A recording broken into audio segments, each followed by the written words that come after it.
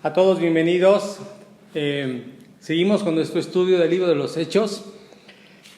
El día de hoy vamos a tomar el pasaje en el libro de los Hechos en el capítulo 20, del versículo 7 al versículo 12. Te quiero recordar que nuestro estudio en cuanto a este libro, pues es en cuanto a ver el caminar, el desarrollo de la primera iglesia, como también ver las cosas que llevaron a cabo y que finalmente generaron un crecimiento, una solidez, una firmeza en todo el ministerio que se llevó a cabo con los discípulos, con los apóstoles, primeros apóstoles, con Jesucristo. Y entonces, en base a eso, pues al día de hoy nos alcanza este evangelio, nos alcanza todo lo que el Señor estableció con ellos para el extendimiento del reino del Señor. Así que Hechos 20, versículos 7 al 12, es la siguiente historia. El primer día de la semana, reunidos los discípulos para partir el pan, Pablo les enseñaba, habiendo de salir al día siguiente, y alargó el discurso hasta la medianoche. Y había muchas lámparas en el aposento alto donde estaban reunidos. Y un joven llamado Eutico, que estaba sentado en la ventana, rendido de un sueño profundo, por cuanto Pablo disertaba largamente, vencido del sueño, cayó del tercer piso abajo y fue levantado muerto. Entonces descendió Pablo y se echó sobre él, y abrazándole dijo: no os alarméis, pues está vivo. Después de haber subido y partido el pan y comido, habló largamente hasta el alba, y así salió. Y llevaron al joven vivo y fueron grandemente consolados. Bueno, recapitulo toda la historia que hemos venido. El segundo viaje misionero de Pablo, está llegando a una ciudad llamada Troas, está haciendo recorrido de los lugares donde ya ha estado predicando el evangelio, revisando un tanto aquellas primeras iglesias que allí estaba. Y en esta pequeña porción hay unos datos muy importantes, aunque pareciera ser muy sobresaliente la cuestión de este joven que murió. Yo quiero decirte que no es en sí ese punto más importante. Es más, sin demeritar nada, esto del milagro que alguien resucita, aunque la caída fue estrepitosa porque fue un tercer piso, era el pan de cada día de los discípulos. Esto era lo ordinario, queridos amigos, hermanos. Hoy, para nosotros, parece que las cosas son al revés. Aquí lo extraordinario es que alguien sane, que algo pase. Hemos cambiado un poco el orden. Hemos pensado que la carreta va delante de los caballos, y no. La Biblia dice que las señales nos van a seguir. Echar fuera demonios, hablar nuevas lenguas, los enfermos sanarán en el nombre de Jesús, y tantas cosas que vienen en el Evangelio de Marcos 16, versos 16 y 17, que también hemos analizado en parte de esta historia, y las señales nos van a seguir. Nosotros no debemos de seguir a las señales. Hoy nos podemos distraer, y por eso hago mención de este momento. El joven que se cayó, claro, se azotó 3 pisos abajo, puede ser muy alarmante, y seguramente podrían estar diciendo: ¿qué pasó? ¿Ya resucitó? ¿Qué le sucedió? Y nos distraemos del mensaje verdadero. Cuando el pan de cada día, como hijos de Dios, en el caminar con Dios, lo ordinario es ver estos milagros. Bien, tocado el punto que nos podría distraer, vamos a meternos al punto más importante. Por cierto, el tema de esta ocasión le he puesto por título El día del Señor. Observa el primer versículo. Vuelvo a hacer el encuadre de la historia. Pablo está llegando a Troas, una ciudad gentil, una ciudad griega, un lugar donde el evangelio ha llegado, ya hay vida cristiana, ya hay primeros discípulos, seguramente ya hay una iglesia pequeña, sencilla, pero en crecimiento. Para esos primeros discípulos es común ver los milagros que acabo de mencionar, como este joven que se cae y lo vuelven a la vida. Y entonces en ellos se puede palpar la esencia de esta primera iglesia. Y cuando pongo el título del Día del Señor, es que es algo que sobresale en mucho de esto y quiero explicártelo por qué. Versículo 7. El primer día de la semana, reunidos los discípulos para partir el pan, Pablo les enseñaba. Con esta frase hay mucha información. La primera de ellas.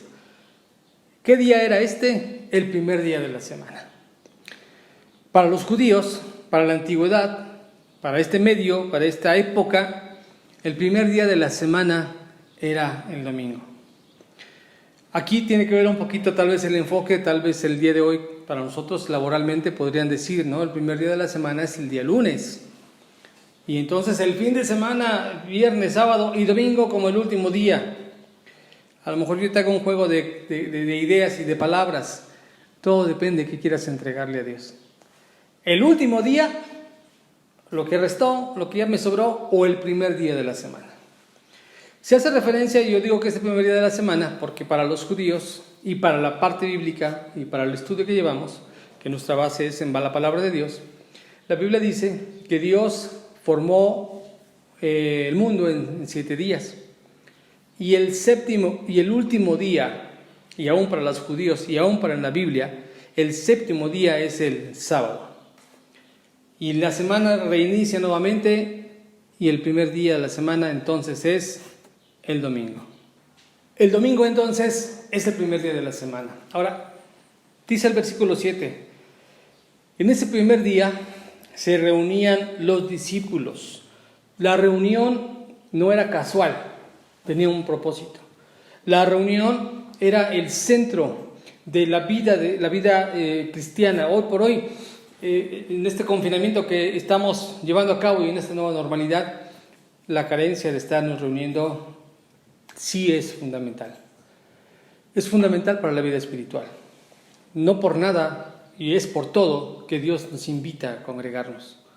La palabra iglesia significa asamblea de llamados, o sea, nos está convocando Dios, nos está viniendo, nos está pidiendo venir, nos está llamando a estar juntos en esa unidad. Claro, hoy nos tenemos que cuidar, claro que no podemos neciar para decir, bueno, pues ni modo, pues vamos a hacer esto porque es lo que necesita hacerse, sí, pero tenemos que ser sabios en cuanto a lo que tenemos que cuidar de nuestro alrededor. Pero de que es necesario e importante congregarse, es fundamental para la vida cristiana. Estos discípulos se reunían el primer día de la semana, el día del Señor. Para decir esto, esa es la conclusión a la que voy a llegar, ¿por qué mencionamos el día del Señor?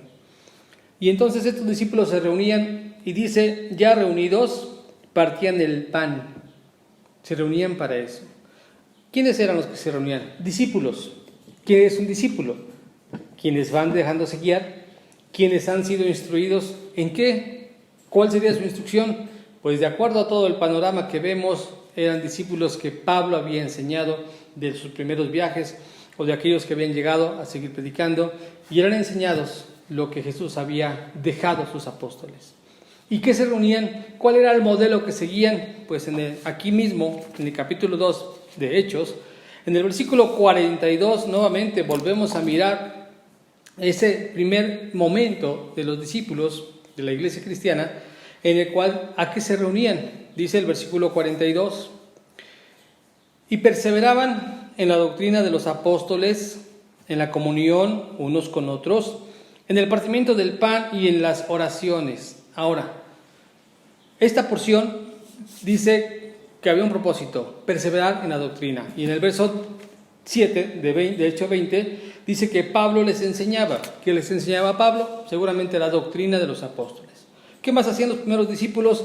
Dice que tenían comunión unos con otros. Los que han estudiado este pasaje de Hechos dicen que tal vez, cuando hablaba aquí que el partimiento del pan, se puede entender tal vez de dos maneras. Una es que se reunían para tener comunión, koinonía, la palabra correcta en griego es koinonía. La palabra koinonía habla de compañerismo, habla de compartir los alimentos, habla de una comunidad, algo que nos une, algo que nos aglomera. Hay una sola cosa en común. En el capítulo 4 también de Hechos dice que los discípulos tenían todo en común, eran como de una sola alma, de un solo corazón. nadie decía tenerlo algo propio, sino todo era compartido. Y no se trata de comunismo, se trata de hermandad, se trata de amor, se trata del fruto del Espíritu Santo en medio de una comunidad que está regida, guiada por el Espíritu Santo, bajo las enseñanzas de Jesucristo. Pero también era posible poder saber que podían estar teniendo la celebración del recordar el sacrificio de Jesucristo, la cena del Señor. Nuevamente, regresando a la lectura de Hechos capítulo 2, dice que perseveraban en la doctrina de los apóstoles, en la comunión unos con otros, en la koinonía, pero también en el partimiento del pan. Partían el pan y lo entregaban.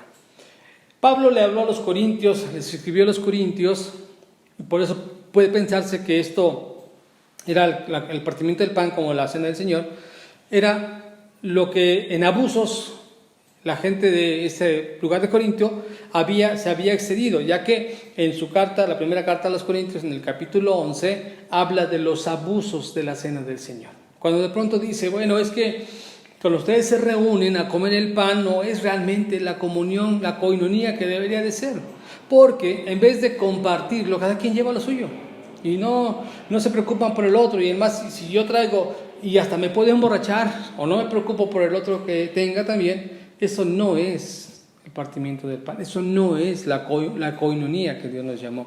Y entonces se habla y especifica claramente cómo haya de hacerse la cena del Señor. Discernir el pan, discernir el sacrificio, darle la importancia conveniente. Ese es un propósito. Y entonces regresando a Hechos 20, nos dice en este primer versículo que estamos estudiando, que es el versículo 7, estaban allí reunidos y estaban teniendo la oportunidad de compartir una vida cristiana. Hoy por hoy, yo quiero invitarte, el día que sea posible reunirte con la comunidad que tú tienes, la congregación donde tú has dispuesto a estar, yo te invito a integrarte realmente. Hoy muchos pueden estar extrañando la oportunidad de reunirse, la comunión, la charla, la compañía, la alabanza grupal, la predicación para todos en una condición directa, ver a mis amigos, estar en el mismo lugar, todo lo podemos extrañar. Pero aún a veces, estando allí, cada quien siguiendo por su propio deseo. Porque, aunque están allí, no están integrados completamente. No hay una armonía. Si esto fueran notas musicales, cuando hay armonía, la melodía se siente unida, se disfruta, es armónica, pero cuando no, cada quien ve por lo suyo.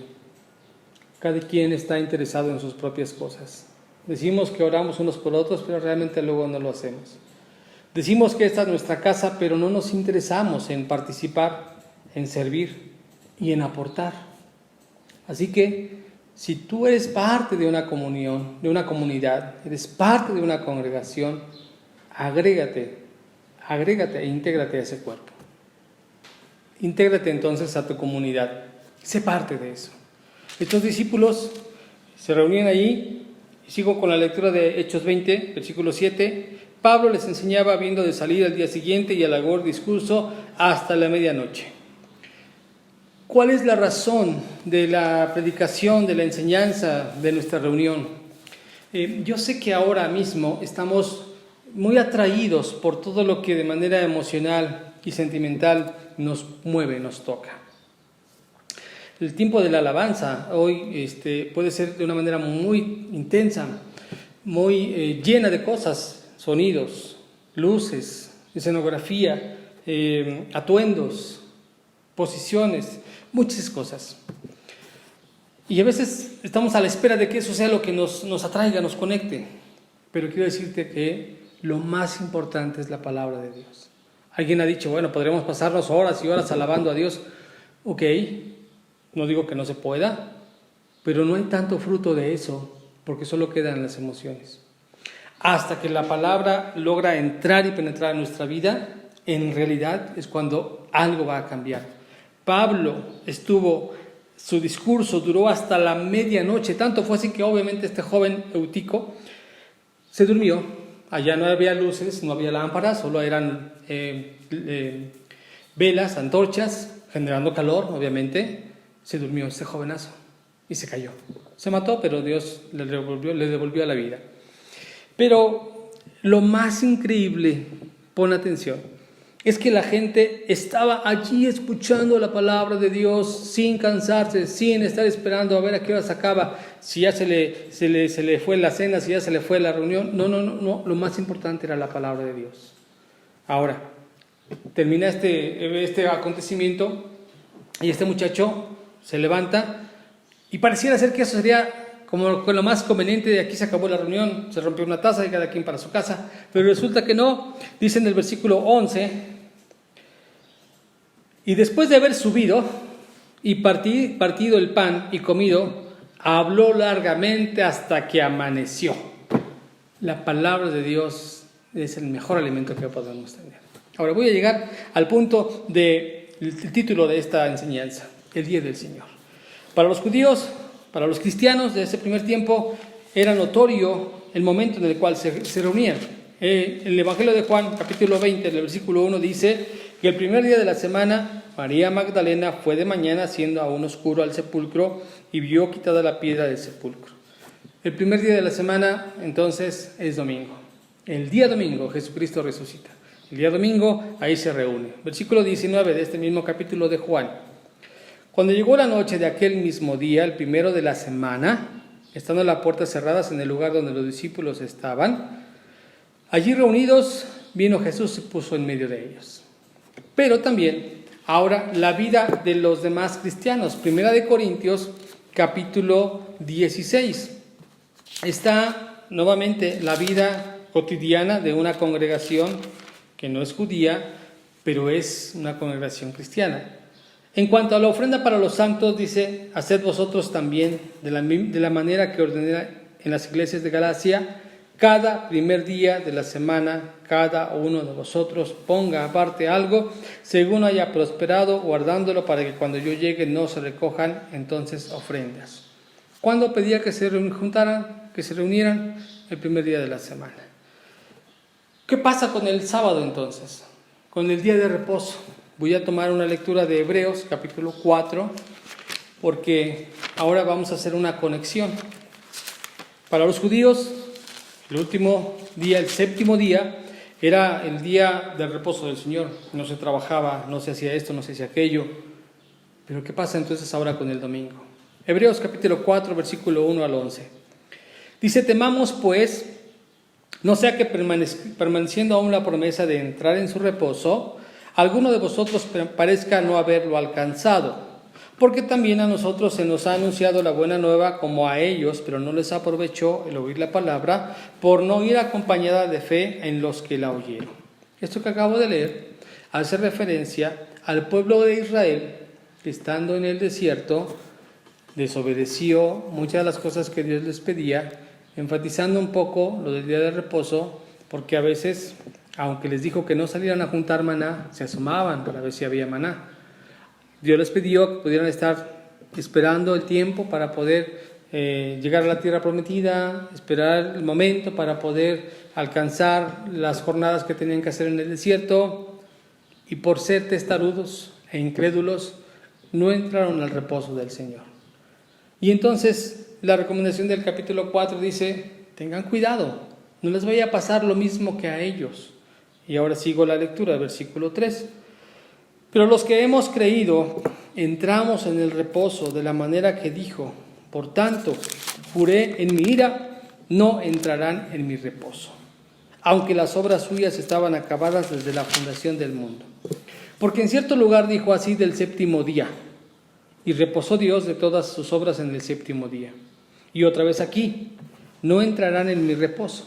Por lo tanto, puesto que falta que algunos entren en él, y aquellos a quienes primero se les anunció la buena nueva no entraron por causa de desobediencia, otra vez determina un día.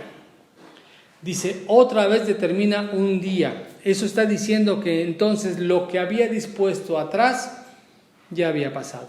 Para los judíos ya había pasado. Y entonces dice, hoy determina un día. Sigo leyendo versículo 7. Hoy, diciendo después de tanto tiempo por medio de David como se dijo: si oyeres hoy su voz, no endurezcáis vuestros corazones. Porque si Josué les hubiera dado el reposo, no hablaría después de otro día. Si Josué les hubiera dejado ya ese día o la tierra prometida como lo máximo y lo último, no habría más a qué esperar. Pero ahora dice, ahora está un día más, hay algo más. Dice versículo 9, por tanto, queda un reposo para el pueblo de Dios, porque el que ha entrado en su reposo, también ha reposado de sus obras como Dios de las suyas. Procuremos pues entrar en aquel reposo para que ninguno caiga en semejante ejemplo de desobediencia. ¿Y cuál es ese día? Pues ese día era la profecía, era la anticipación del día del Señor. Vamos a ver en Apocalipsis capítulo 11,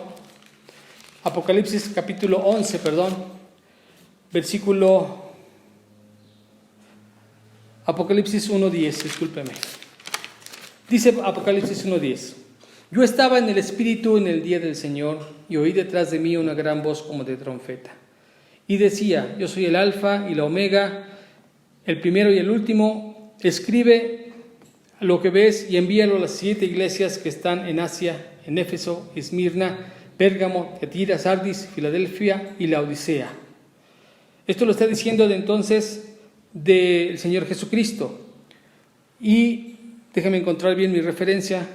Y entonces dice aquí: tenía en su diestra 7 estrellas, de su boca salía una espada aguda de 2 filos, y su rostro era como el del sol cuando resplandece el día. Dice: cuando le vi, estuve como muerto a sus pies, y él puso su diestra sobre mí, diciéndome: no temas, yo soy el primero y el último, el que vivo y estuve muerto, mas he aquí, vivo por los siglos de los siglos. Amén. Y tengo las llaves de la muerte y del Hades.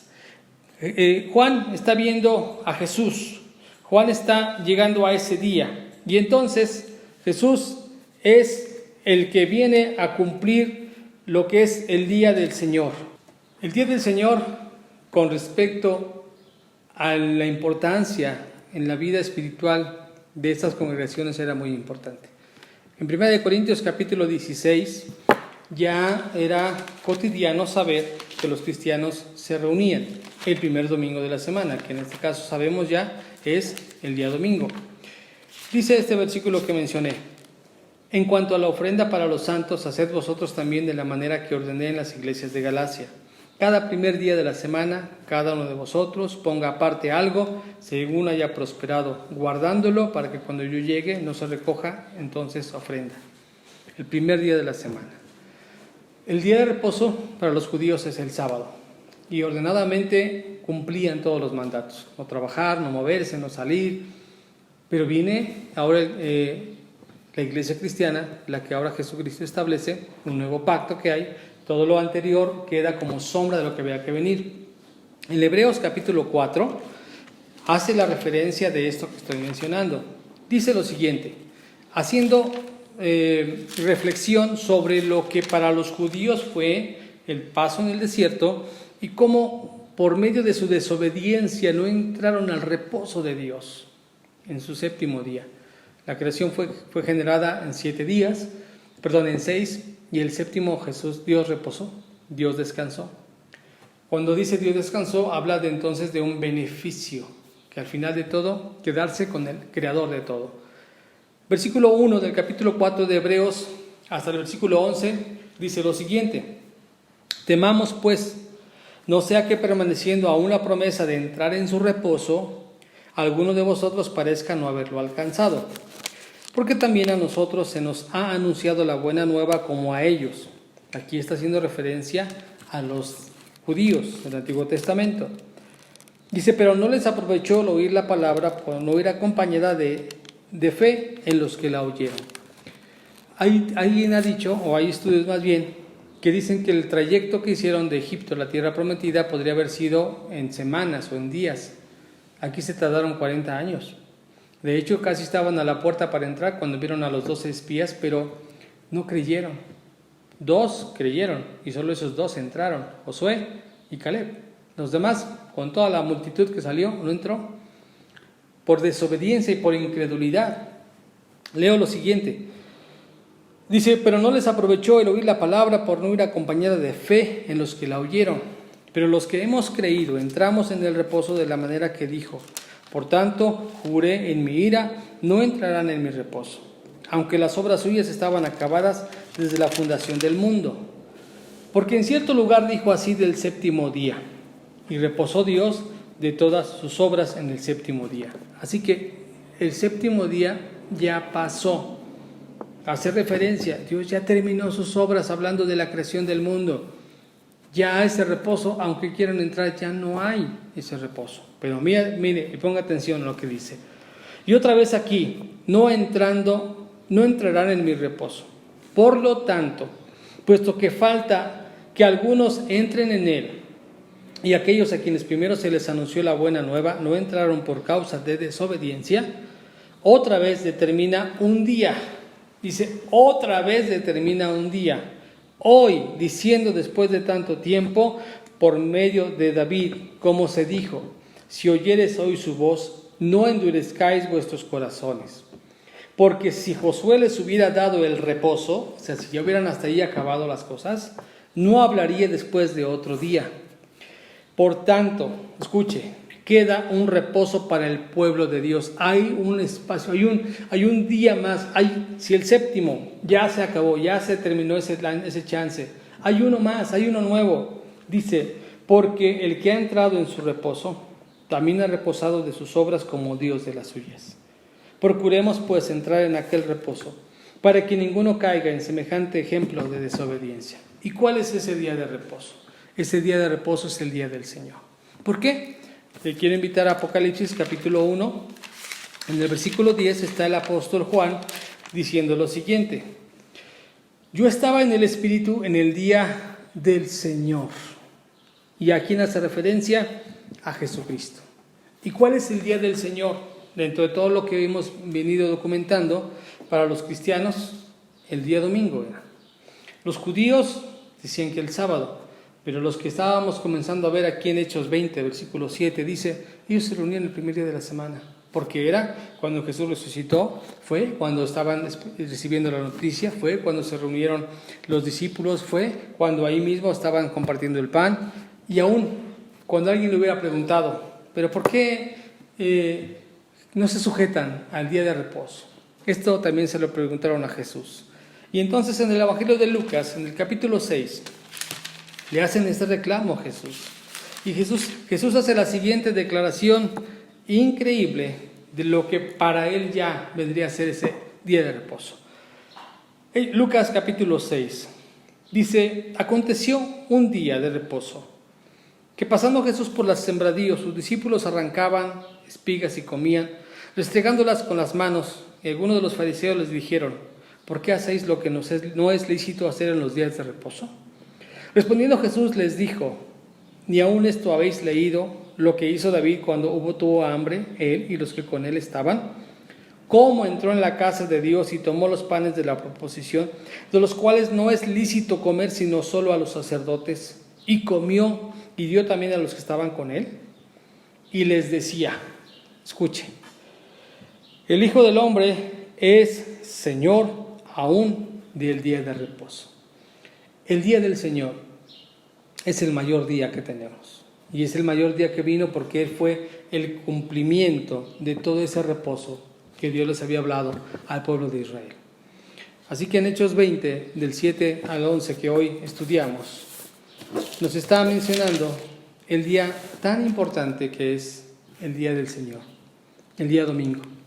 El día domingo como el primer día de la semana, como donde tenemos la comunión, donde podemos celebrar la cena del Señor, donde podemos estar viniendo a darle alabanza a Él, donde podemos entender que nuestra vida comienza porque estamos reposando en Cristo.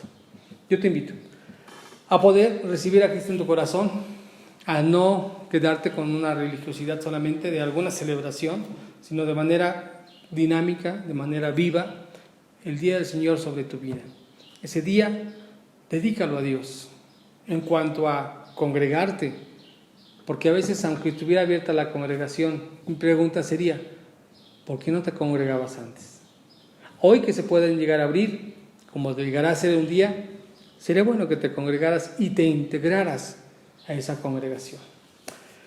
Pudiera ser complicado, pero hay congregaciones, hay iglesias que a lo mejor van a tener que abandonar sus inmuebles porque ya no hay recursos para sostener rentas, para sostener nóminas de quienes estaban laborando, porque mientras que alguien no se sentía asistiendo y llevando el compromiso, pues no estaban aportando, porque no lo han sentido su casa.